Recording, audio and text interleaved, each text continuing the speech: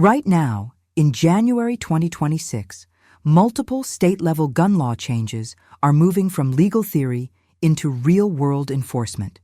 These changes affect how firearms are purchased, transferred, and owned in several states, and they are taking effect on specific dates over the next few months. According to current state law and publicly available court and legislative records, these changes are not proposals or rumors. They are enacted laws with scheduled implementation dates. For firearm owners and prospective buyers, this matters because compliance depends on current law, not past practice. This video explains what has changed, when those changes take effect, and how they may affect everyday firearm ownership. This is educational information only and not legal advice. Laws vary by state, and individual circumstances differ. Viewers should always verify current requirements through official state sources. As of January 2026, several states have enacted laws that change permit requirements, training standards, and transfer procedures. In many cases, these changes apply even if a person has legally owned firearms for years. The most significant factor is timing. In multiple states, laws that were delayed by court challenges or administrative preparation are now scheduled to take effect in March 2026 or later this year. One of the most closely watched examples is Oregon's Measure 114. Voters approved Measure 114 in November 2022, but its implementation was delayed by legal challenges and injunctions. On March 12, 2025, the Oregon Court of Appeals ruled that Measure 114 is valid under Oregon state law. As a result of that ruling, the state set an implementation date of March 15, 2026. As of that date, Oregon will operate under a permit-to-purchase system. According to the statute, before purchasing a firearm, a buyer must obtain a permit issued by local law enforcement. To qualify for that permit, applicants must complete a state-approved firearm safety course, submit fingerprints and photographs, pass a background check, and pay a fee that may be up to $65. The permit is valid for 5 years, and renewal may involve additional fees and background checks. Under current Oregon law, the permit requirement applies to all firearm purchases, including private transfers. This represents a change from prior practice, where private sales followed different procedures. After the law takes effect, all transfers must involve a licensed dealer, and the buyer must present a valid permit to purchase. Based on public guidance from state agencies, there is no general exemption for private sales between individuals. Measure 114 also includes a magazine capacity provision. Magazines capable of holding more than 10 rounds may no longer be sold or transferred after the effective date. Individuals who already lawfully own magazines exceeding that capacity may retain them, but they may not acquire new ones or transfer them to others. Violations are classified under Oregon law as criminal offenses, with penalties defined by statute. State officials acknowledged during legislative discussions that administrative systems were not fully prepared when the measure was approved. That preparation period is one reason the effective date was set for March 2026 rather than earlier. As of January 2026, individuals planning to purchase firearms in Oregon after March 15th should be aware that the permit must be obtained in advance. Without a permit, licensed dealers will be prohibited from completing a sale. Colorado has also enacted significant firearm legislation, though with a later effective date. In April 2025, the governor of Colorado signed Senate Bill 3 into law. According to the statute, the law is scheduled to take effect on August 1, 2026. While enforcement is not immediate, the law introduces new requirements that affect future purchases of certain semi-automatic firearms. Under Senate Bill 3, the sale and transfer of many semi-automatic firearms that accept detachable magazines will be restricted. The statute establishes training and eligibility requirements for purchasers. To buy covered firearms after the effective date, individuals must complete specified firearm training courses within a defined time frame. These may include hunter education, firearm safety courses, or an extended training program approved by the state. The law also creates a firearms course eligibility card. To obtain this card, applicants must apply through their local sheriff's office, submit fingerprints, and pass a background check. This process is separate from the background check conducted at the point of sale. Based on the statutory language, eligibility cards are required before enrollment in certain training programs and before purchasing covered firearms. The statute contains exemptions for specific types of firearms, including some handguns that operate using recoil rather than gas systems. Legal analysts have noted that these distinctions are based on mechanical definitions rather than usage. Firearms lawfully owned before August 1, 2026 are generally grandfathered, meaning current owners may retain them. However, future transfers may be limited to certain family members, depending on circumstances. Colorado law also addresses devices that increase the rate of fire of semi-automatic firearms. The statute defines and prohibits certain devices at the state level, regardless of federal classification. Owners should consult official state guidance to determine whether specific accessories fall within the statutory definition.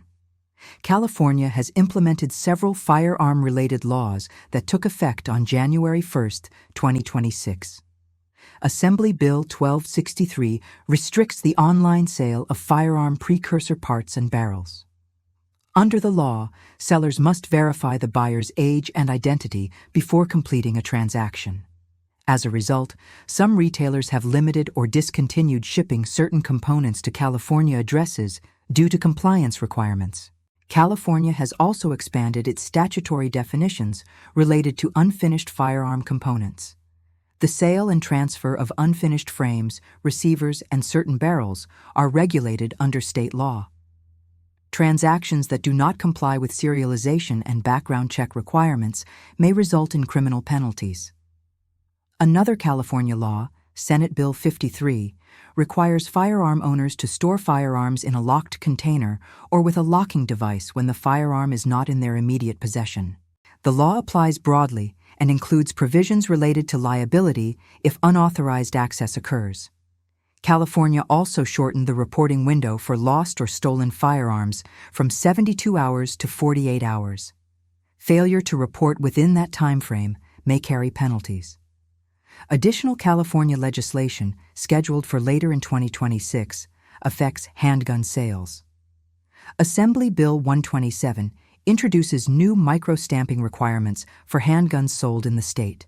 According to manufacturer statements and public records, some companies have indicated that compliance with these requirements may limit the availability of new models in California. Illinois enacted the Safe Gun Storage Act, Senate Bill 8, effective January 1, 2026. The law establishes stricter storage requirements, particularly in households where minors may be present. Firearms must be stored in a manner that prevents access by unauthorized individuals. Illinois also reduced the reporting period for lost or stolen firearms to 48 hours. Virginia presents a different situation. As of January 2026, multiple firearm-related bills have been introduced during the state's legislative session. House Bill 217 proposes restrictions on certain semi-automatic firearms and magazines manufactured after July 1, 2026. At this time, these proposals have not become law. Virginia's government is divided, and the outcome of these bills remains uncertain. Residents should monitor official legislative updates rather than assuming passage or rejection. Across these states, a common theme is that compliance depends on current legal status rather than prior experience. Individuals who purchased firearms legally in the past may face new requirements for future purchases. Training standards, permit systems, and storage obligations vary by jurisdiction and can change with legislative action or court rulings. Officials who support these laws often state that the goal is to increase public safety and standardize firearm training and storage practices. Critics raise concerns about administrative burdens, costs, and access for law-abiding owners. This video does not take a position on those arguments, but explains how the laws function based on statutory language and official records. For firearm owners, the practical takeaway is verification. Before purchasing, transferring, or transporting firearms, individuals should confirm current requirements through state law enforcement agencies or official government websites. Maps and summaries may become outdated, especially when laws take effect on specific dates. As of January 2026, Oregon's permit system is scheduled for March implementation. Colorado's training requirements are set for later in the year, and California and Illinois already enforce new standards. Virginia remains under legislative consideration. By this point, the legal changes are clear. What matters now is how these rules affect real people in ordinary situations, not political debates, not headlines, and not social media arguments. The most common problem gun owners face today is not ignoring the law. It's assuming yesterday's rules still apply today. According to current state law, many of the changes taking effect in 2026 do not include grace periods. Once a rule becomes active, compliance is expected immediately, even if nothing about your personal habits has changed. Here's where people actually run into trouble. Not during dramatic events, not during rare encounters, but during normal, everyday moments. A routine traffic stop, a gas station stop while traveling, a quick food stop across state lines.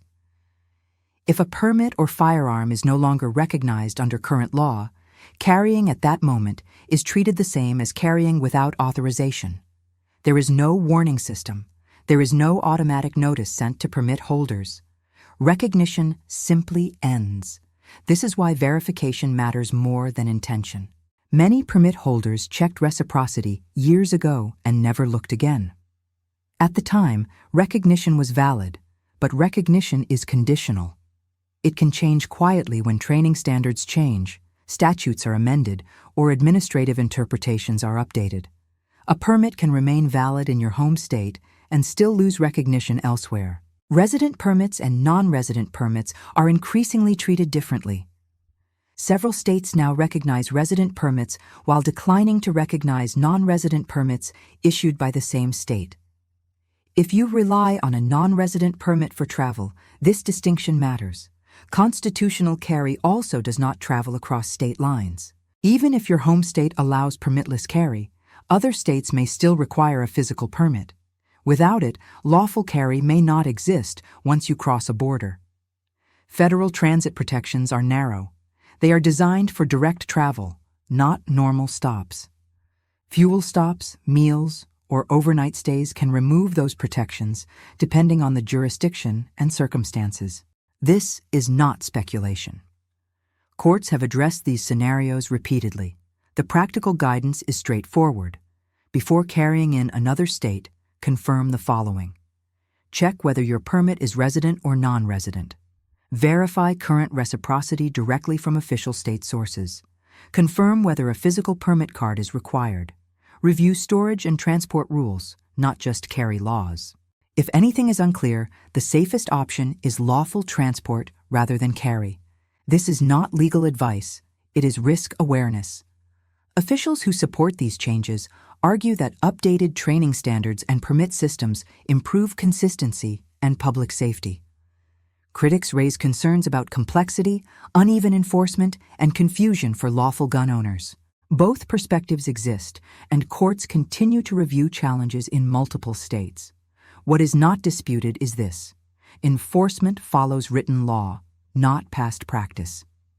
If a rule changes on January 1st or March 15th or August 4th, that date controls, not what worked last year and not what worked for someone else. The most reliable gun owners are not the ones who assume, they are the ones who verify. If you carry or travel, make verification a habit, not a reaction. Check official state websites, review current statutes, confirm before each trip. Laws change. Information must be current.